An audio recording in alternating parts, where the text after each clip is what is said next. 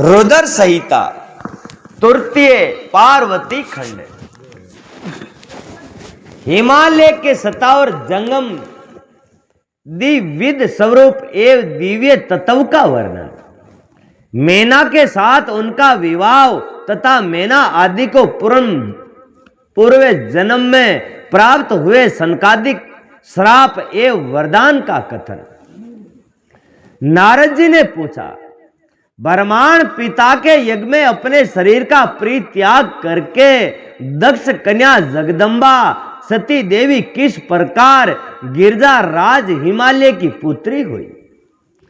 किस तरह अत्यंत उग्र तपस्या करके उन्होंने पुण्य शिव को ही पति रूप में प्राप्त किया, ये मेरा प्रश्न है। आप इस पर भली भांति और विशेष रूप से प्रकाश डालिए। ब्रह्मा जी ने कहा, मुनि नारद, तुम पहले पार्वती की माता के जन्म, विवाह और अन्य भक्ति वर्धन पावन चरित्र सुनो। मुनि श्रेष्ठ, उत्तर दिशा में पर्वतों का राजा हिमवान नाम का महान पर्वत है, जो महातेजवी और समृद्धिशाली है। उनके दो रूप प्रसिद्ध है, एक 57 और दूसरा जंगम। मैं संक्षेप से उनके सूक्ष्म और 57 स्वरूप का वर्णन करता हूं। वे रमणीय पर्वत नाना प्रकार के रत्नों का आगार खान है और पूर्ण तथा पश्चिम समुद्र के भीतर प्रवेश करके इस तरह खड़ा है मानो भूतल खंड को नापने के लिए कोई मानदंड हो। वे नाना प्रकार के वर्षों से व्याप्त है और उनके शिखरों के कारण विचित्र शोभा से संपन्न दिखाई देता है। सिंह, व्याघ्र आदि पशु सदा सुख पूर्वक उनका सेवन करते हैं। हिम का तो वे भंडार ही है। हिम खाने के वे हिम खेवे बर्फ ने हिम खेवे, इसलिए अत्यंत उग्र जान पड़ता है। भांति भांति के आश्चर्य जनक दूषियों से उसकी विचित्र शोभा होती है। देवताओं, ऋषि, सिद्ध और मुनि उस पर्वत का आश्रय लेकर रहते हैं। भगवान शिव को वे बहुत ही प्रिय तपस्या करने का स्थान है। स्वरूप से ही वे अत्यंत पवित्र और महात्माओं को भी पावन करने वाला है। तपस्या में वे अत्यंत सिद्धि प्रदान करता है। उड़े तपस्या करनी तो बहुत जल्दी फल फूल जावे। अनेक प्रकार के साधुओं की खान और शुभ है। वे दिव्य शरीर धारण करके सर्वांग सुंदर रमणीय देवताओं के रूप में भी स्थित है। भगवान विष्णु का अविकृत अंश है, इसलिए वे शैल राज साधु संतों को अधिक प्रिय है। एक समय गिरवर हिमालय ने अपनी कुल परंपरा की स्थिति और धर्म की वृद्धि के लिए देवताओं तथा पितरों का हित करने की अभिलाषा से अपना विवाह करने की इच्छा की। मुनीश्वर उस अवसर पर संपूर्ण देवता अपने स्वार्थ का विचार करके दिव्य पुत्रों के पास आकर उनसे प्रसन्नता पूर्वक बोले। देवताओं ने कहा, पितरों, आप सब लोग प्रसन्नचित्त होकर हमारी बात सुने और यदि देवताओं का कार्य सिद्ध करना आपको भी अभिष्ट हो तो शीघ्र वैसा ही करे। आपकी ज्येष्ठ पुत्री जो मैना नाम से प्रसिद्ध है, वे मंगल रूपिणी है। उसका विवाह आप लोग अत्यंत प्रसन्नता पूर्वक हिमवान पर्वत से कर दे। ऐसा कहने पर आप सब लोगों को सर्वथा महान लाभ होगा और देवताओं के दुखों का निवारण भी पग पग पर होता रहेगा। कोई दुख आए तो भी वे हल्टाता रे। देवताओं की ये बात सुनकर पितरों ने, ये पितरों की बेटी हैं, मेना उनकी बेटी है पितरों ये की मान बेटी। लो तो पर्वत हिमालय पर्वत बोले जाते हाँ हिमवान, हाँ आप हिमाचल पर्वत के, हाँ हैं। हिमालय हिमाचल हाँ हिमवान बाबा। हाँ ये मान हिमालय पर्वत कौन सा दिख प्रभ सर विचार करके स्वीकृति दे दी, वे पितर क्यों गांव पढ़ना दांगे मेना ने यह न दे दा, और अपनी पुत्री मेना को विधि पूर्वक हिमवाल्य के हाथ में दे दिया। उस परम मंगलमय विवाह में बड़ा उत्सव मनाया गया। मुनीश्वर नारद मेना के साथ हिमालय के शुभ विवाह का यह सुगध प्रसंग मैंने तुमसे प्रसन्नता पूर्वक कहा है। अब और क्या सुनना चाहते हो? नंदी जी ने पूछा। विधि विधान अब आदर पूर्वक मेरे सामने मेना की उत्पत्ति का वर्णन कीजिए। उसे किस प्रकार श्राप प्राप्त हुआ था, ये कहिए और मेरे संदेह का निवारण कीजिए। वर्मा जी बोले, मुनि मैंने अपने दक्ष नाम के जिस पुत्र की पहले चर्चा की है उनके 60 कन्याएं हुई। तो ने पढ़ना यार, वहां के कितनी बेटियां भी? 60 कन्या, जो सृष्टि की उत्पत्ति के कारण बनी। ये पूरी सृष्टि की उत्पत्ति के कारण वही छोरियां बनी, वहां की 16 आपस। नारद दक्ष ने कश्यप आदि श्रेष्ठ मुनियों के साथ उनका विवाह किया था। ये सब वृतांत तो तुम्हें विदित है। अब प्रस्तुत विषयों को सुनो। इन कन्याओं में एक सवदा नाम की कन्या थी, जिसका विवाह उन्होंने पितरों के साथ किया। सवदा की 3 पुत्रियां थी, जो सौभाग्यशालिनी तथा धर्म की मूर्तियां थी। वहां के कितनी छोरियां भी? 3 सवदा के। उनमें से ज्येष्ठ पुत्री का नाम मेना था।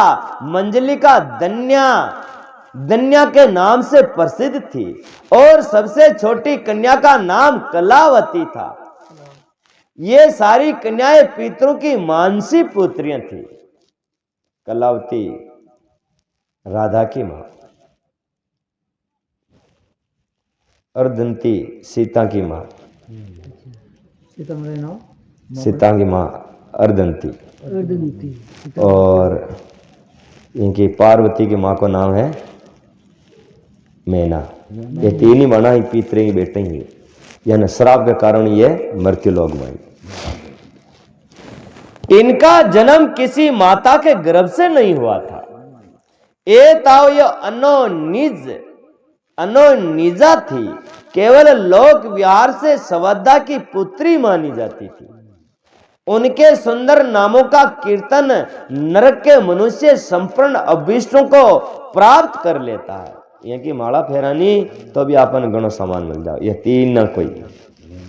ये सदा संपूर्ण जगत की वंदनीय लोक माताएं हैं। जगत की वंदनीय लोक माता है 3 ही डोकरियां, और उत्तम अभ्युदय से सुशोभित रहती है। सबकी सब परम योगिनी, ज्ञान निधि तथा तीनों लोकों में स्वेत्र जा सकने वाली है। खड़े भी घूम फिर सके, अतरी हमका मीने सगतियां है। मुनीश्वर एक समय ये तीनों बहिनें भगवान विष्णु के निवास स्थान श्वेत द्वीप में उनका दर्शन करने के लिए गई। श्वेत द्वीप में भगवान विष्णु का दर्शन करवा ये 3 ही छोरियां गी। भगवान विष्णु को प्रणाम और भक्ति पूर्वक उनकी स्तुति करके वे उनकी आज्ञा से वहां ठहर गई। उस समय वहां संतों का बड़ा भारी समाज एकत्रित हुआ था। मुनि उस अवसर पर मेरे पुत्र सनकादि सिद्ध गण भी वहां आ गए और श्री हरि की स्तुति वंदना करके उनकी आज्ञा से वहां ठहर गए।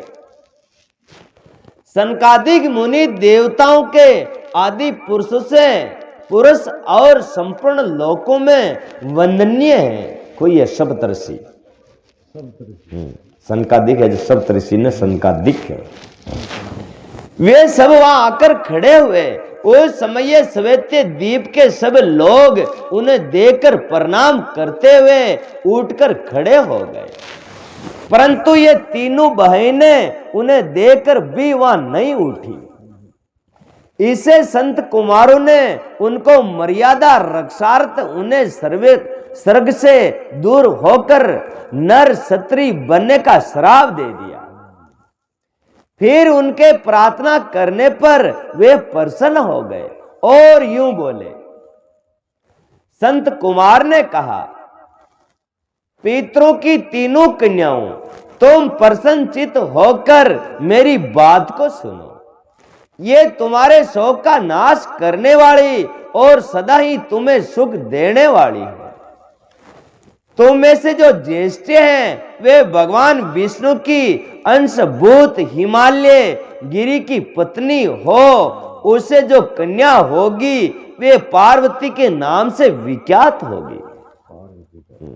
थारे जो पुत्री छोरी बहनी वह पार्वती वे लिखे राजा राम जी ने कितना बड़ा पीढ़िया क्या राम जी उजर बन रहे जो जीता पार्वती ने जी की फंदा पड़ी। पितरों की दूसरी प्रिय कन्या योगिनी धन्या राजा जनक की पत्नी हुई। उसकी कन्या के रूप में मां लक्ष्मी अवतरित होगी, जिनका नाम सीता होगा। इसी प्रकार पितरों की छोटी पुत्री कलावती दुआपुर के अंत भाग में वर्ष बानु की वैश्य की पत्नी होगी और उसकी प्रिय पुत्री राधा के नाम से विख्यात होगी। जो योगिनी मेनका मैना पार्वती के वरदान से अपने पति के साथ उसी शरीर से कैलाश नामक पर्वत को प्राप्त करेगी। धन्या तथा उनके पति जनक कुल में उत्पन्न हुए जीव मुक्त मां योगी राजा शीर ध्वज लक्ष्मी स्वरूपा सीता के प्रभाव से वैकुंठ धाम में जाएंगे।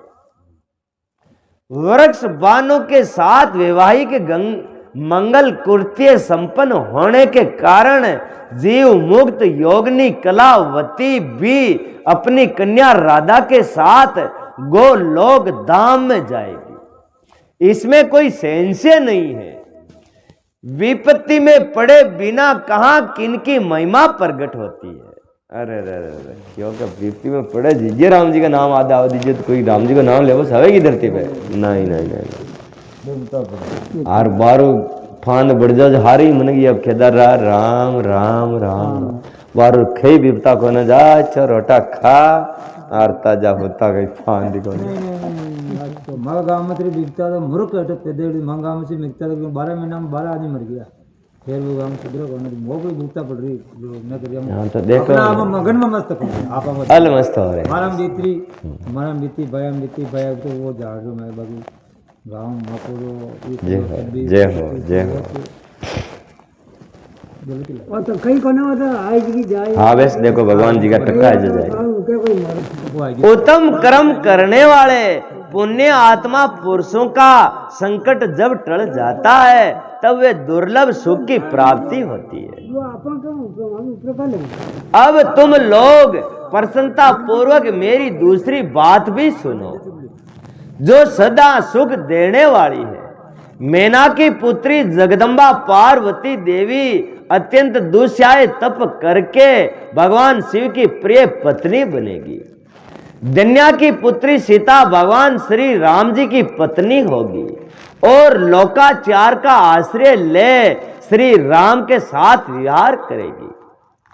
साक्षात गोलोक कदा धाम में निवास करने वाली राधा ही कलावती की पुत्री होगी।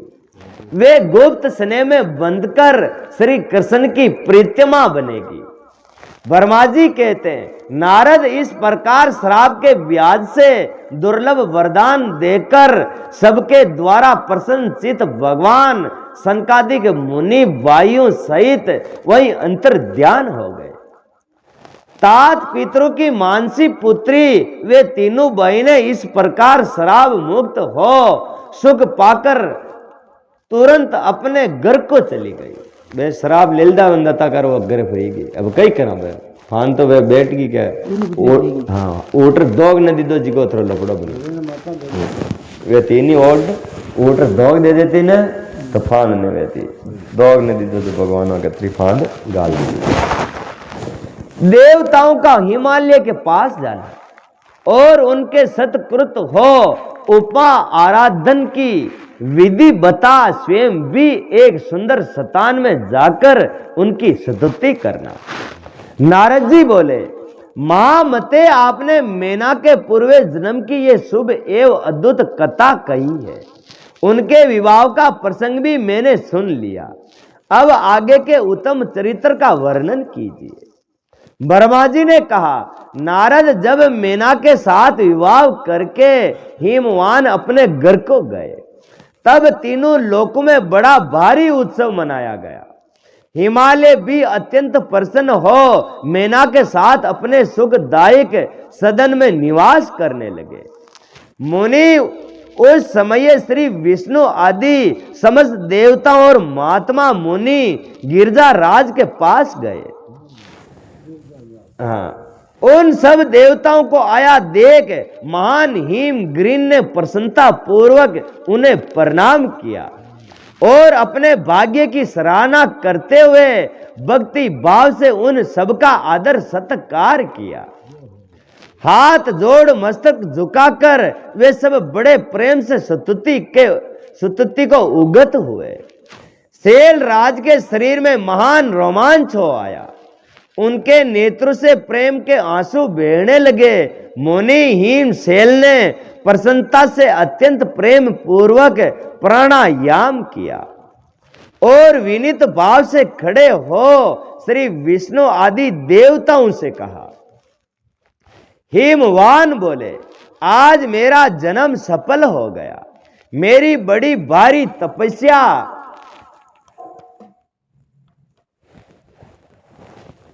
सफल हुई। आज मेरा ज्ञान सफल हुआ और आज मेरी सारी क्रियाएं सफल हो गई। आज मैं धन्य हुआ, मेरी सारी भूमि धन्य हुई, मेरा कुल धन्य हुआ, मेरी स्त्री तथा मेरा सब कुछ धन्य हो गया। इसमें कोई संशय नहीं है, क्योंकि आप सब महान देवता एक साथ मिलकर एक ही समय यहाँ पधारे हैं। मुझे अपना सेवक समझकर प्रसन्नता पूर्वक उचित कार्य के लिए आज्ञा दीजिए। हिमगिरि का ये वचन सुनकर वे सब देवता बड़े प्रसन्न हुए और अपने कार्य की सिद्धि बताते हुए बोले। देवताओं ने कहा, मां प्राज्ञ हिमाचल, हमारा हितकारक वचन सुनो। हम सब लोग जिस काम के लिए यहाँ आए हैं उसे प्रसन्नता पूर्वक बता रहे हैं। गिरिराज पहले जो जगदम्बा उमा दक्ष की कन्या सती के रूप में प्रकट हुई थी और रुद्र पत्नी होकर दीर्घ काल तक इस भूतल तल पर क्रीड़ा करती रही, वही अंबिका सती अपने पिता के अनादर पाकर अपनी प्रतिज्ञा का स्मरण करके यज्ञ में शरीर को त्याग दिया, अपने परम धाम को पधार गई।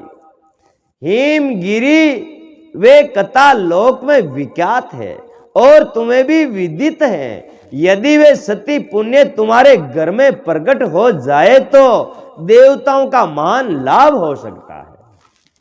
ब्रह्मा जी कहते, विष्णु आदि देवताओं की ये बात सुनकर गिरिराज हिमाचल मन ही मन में प्रसन्न हो आदर से झुक गए और बोले, मां प्रभु ऐसा ही हो तो बड़े भाग्य की बात है। तदंतर वे देवताओं ने बड़े आदर से उमा को प्रसन्न करने की विधि बताकर स्वयं सदा शिव की पत्नी उमा की शरण में गए। वहां ने मंत्र बताया, कौन ने? हिमवान ने। ये मंत्र ने पढ़ दिया, थारवा डोकरी राजी वे जाएंगे। एक सुंदर स्थान में स्थित हो समस्त देवताओं ने जगदम्बा का स्मरण किया और बारंबार प्रणाम करके वे सदा श्रद्धा पूर्वक उनकी स्तुति करने लगे। देवता बोले, शिव लोक में निवास करने वाली देवी उमे जगदम्बे, सदा शिव प्रिय दुर्गे महेश्वरी, हम आपको नमस्कार करते हैं। आप पावन शांत रूप श्री शक्ति है, परम पावन सृष्टि है, अव्यक्त प्रकृति और मैं तत्व है, ये आपके ही रूप है। हम भक्ति पूर्वक आपको नमस्कार करते हैं। आप कल्याणमयी शिवा है, आपके हाथ में भी कल्याणकारी है। आप शुद्ध सतुल सूक्ष्म और सबका परम आश्रय हैं। अंतर्विदा और सुविदा से अत्यंत प्रसन्न रहने वाली आप देवी को हम प्रणाम करते हैं। आप सरदा है, आप दुर्ति है, आप श्री हैं और आप ही सब में व्याप्त रहने वाली देवी है। आप ही सूर्य की किरण हैं, आप ही अपने प्रचंड को प्रकाशित करने वाली है। ब्रह्मांड रूप शरीर में और जगत के जीवों में रहकर जो ब्रह्म से लेकर तुरने पर्वत संपूर्ण जगत की सृष्टि करती है, उन आदि देवी को हम नमस्कार करते हैं। आप ही वेद माता गायत्री है, आप ही सावित्री और सरस्वती है, आप ही संपूर्ण जगत के लिए वार्ता नामक वर्ती है। आप ही धर्म स्वरूपा देव वेद धात्री है, आप ही संपूर्ण भूतों में निंद्रा बनकर रहती है। उनकी सुधा और तुप्ति भी आप ही है। आप ही तृष्णा, कांति, छवि, तुष्टि और सदा संपूर्ण आनंद को देने वाली है। आप ही पुण्य कर्ताओं के यहाँ लक्ष्मी बनकर रहती हैं और आप ही पापियों के घर सदा ज्येष्ठीय लक्ष्मी की बड़ी बहन दरिद्रता के रूप में वास करती है। वहाँ की गरीबी वहाँ की बहन है।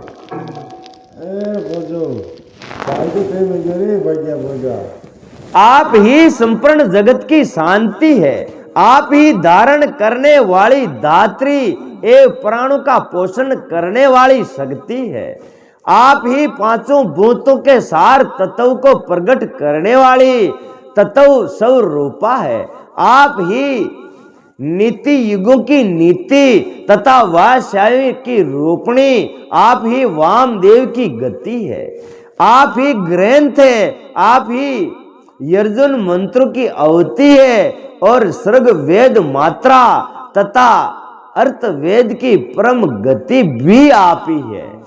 जो प्राणियों के नाक, कान, नेत्र, मुख, भुजा, वृष, सतल और हृदय में द्रुति रूप से स्थित हो, सदाई उनके लिए सुख का विस्तार करती है। जो निद्रा के रूप में संसार के लोगों को अत्यंत सुगम प्रतीत होती है, वे देवी उमा जगत की सतति एवं पालन के लिए हम सब पर प्रसन्न हो।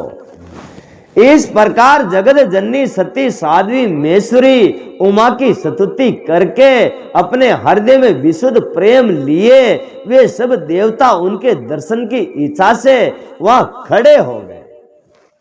बोलो सतगुरु भगवान की।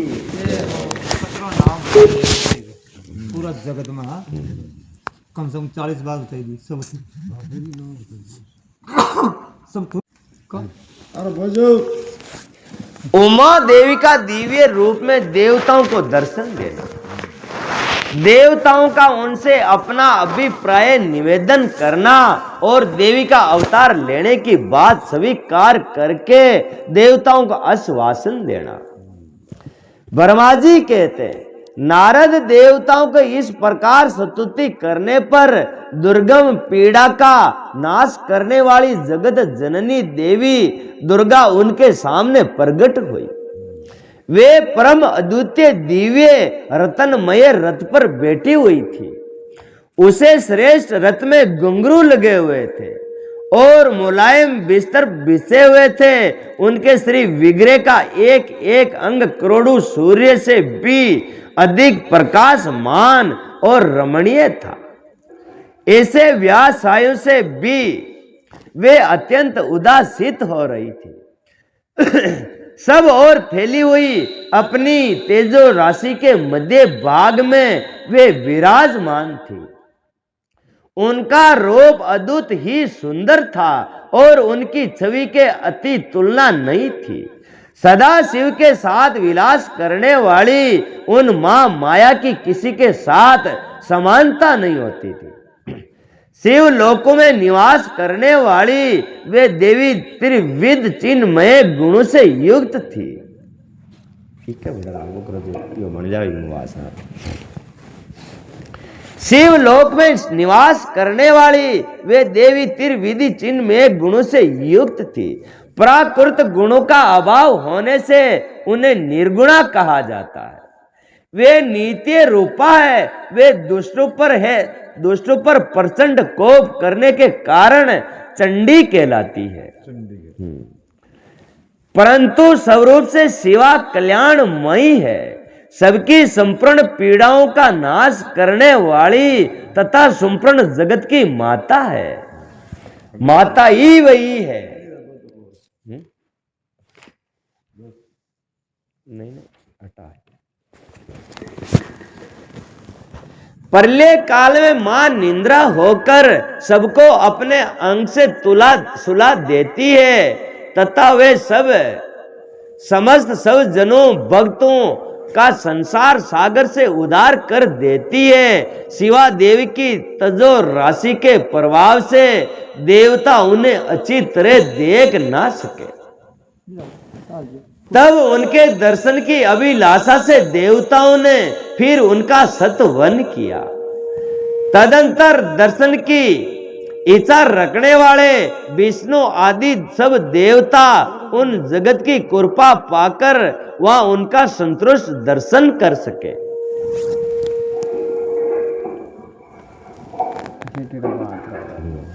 ओ ब्रिज पुराना जी काले भाड़ा बांध रही एक बारो बांध।